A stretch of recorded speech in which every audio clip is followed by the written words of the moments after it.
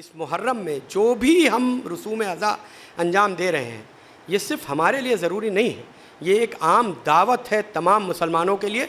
और वो भी, ये बात बहुत एहतियात के साथ आपको मैं कह रहा हूँ कि उन्हें चाहिए कि वो तरीक़ा भी हमारा अख्तियार करें, हमारा अख्तियार करें।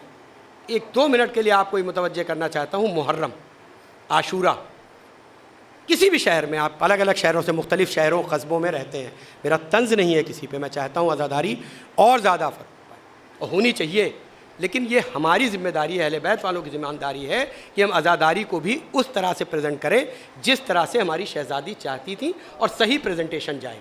दूसरे लोगों की भी इस्लाह करें, बेशक उन्हें अपने फ़र्श पे ज़्यादा से ज़्यादा बुलाएं और उन्हें बताएं कि देखो रसूम अज़ा अदा करने का तरीक़ा ये है।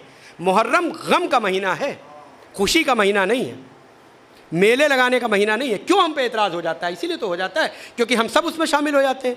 छोटे छोटे शहरों में, ख़ास करके हमारे मुल्क में, मेन प्रॉब्लम हमारी यही है कि मुहर्रम के जुलूस में सब कुछ होता है, और जब सब कुछ होता है तो कोई डिफरेंस नहीं होता है कि वो हुसैनी है या कौन है। तो इसलिए ज़िम्मेदारी हमारी है, हमें उन्हें डिस्करेज नहीं करना है। हम चाहते हैं कि ज़्यादा से ज़्यादा तादाद में मुहर्रम में हमारे साथ शामिल हों, लेकिन हम लोग रिक्वेस्ट करें जा के और उन लोगों से मिलें कि वो मुहर्रम को हमारे तरीके में कन्वर्ट कर लें। अगर हम काले कपड़े पहन सकते हैं तो वो भी काले कपड़े पहन सकते हैं, अगर हम नंगे पैर निकल सकते हैं तो वो भी नंगे पैर निकल सकते हैं। अगर हम अपने बच्चे को आशूरे में निकलते हुए अगर कहीं पर कुछ बिक रहा है, कोई झूले लगे हुए हैं, कुछ और चीज़ें चाहें तो हम उससे दूर कर लेते हैं, तो उन्हें भी सिखाएं कि तुम अपने बच्चों को कम से कम आशूरे और अरबईन के दिन इन दिनों से दूर रखो।